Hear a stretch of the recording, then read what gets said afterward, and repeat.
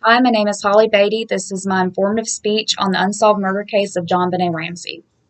These are my note cards, and this is my audience. And we will begin. Who murdered JonBenet Ramsey? We will go through the events that took place leading up to the 24-year-old unsolved murder case of JonBenet Ramsey. Born on August 6, 1990 in Atlanta, Georgia, to parents John Ramsey and Patricia Ramsey, she had an older brother named Burke Ramsey. She was an American beauty queen that held multiple titles at only 6 years old and had everything a little girl could ask for. Her father was a multimillionaire businessman, and her mother was a former beauty queen pageant herself. She had won Miss West Virginia of 1977. She was murdered on December 25, 1996, and found the morning of December 26, 1996. Patricia woke up to find a 3-page ransom note on a staircase. She called police in a panic.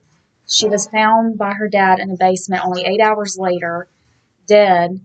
She was bound, choked, sexually assaulted, and covered with a blanket. Her official cause of death was asphyxiation by strangulation associated with craniocerebral trauma ruled as a homicide. Crucial errors were made by the Boulder Police Department in containing the crime scene and making sure that there was no contamination. The family had also invited friends and family over to help find JonBenet Ramsey, so there was many people coming in and out of the house. A DNA sample on underwear and her long johns were found. Ransom notes were found, and the 2 sets of unidentified footprints inside the home in a rope that did not belong to the family were the most crucial evidence in this case. There was 200 suspects in the case.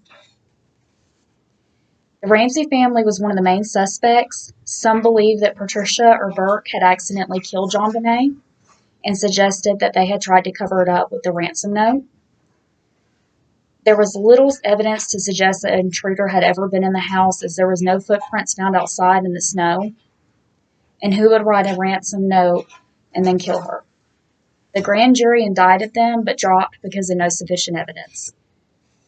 Bill McReynolds, dressed up as Santa, had visited the house 2 days before her death, kept a bottle of glitter that JonBenet had gifted him while he was dressed as Santa, and wanted his ashes to be mixed with them when he passed. His wife had also wrote a play that matched the case evidence 100%. And his daughter had been abducted in 1974. He was another one of our main suspects in this case. Gary Oliva lived a few blocks away. In 2016, he was arrested on porn charges. 2000, he was arrested on drug charges, and in his backpack, they found a picture of JonBenet. His friend claimed he had called him saying he heard a little girl a day after the murder of JonBenet Ramsey and gave the location of Boulder, Colorado. He was never charged because there was no DNA evidence that matched him. And we move on to John Mark Carr. He was an elementary school teacher, confessed over email to a journalism professor, Michael Tracy, that he had murdered JonBenet.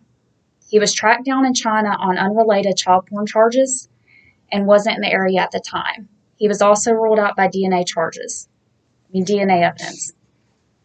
Dr. Henry Lee tested a bag of panties from the factory, like the same ones that JonBenet had been wearing, and found foreign DNA evidence on them, so it ruled out everyone as a suspect again. The case may never be solved. My works cited was biography.com and YouTube on BuzzFeed Unsolved. Thank you.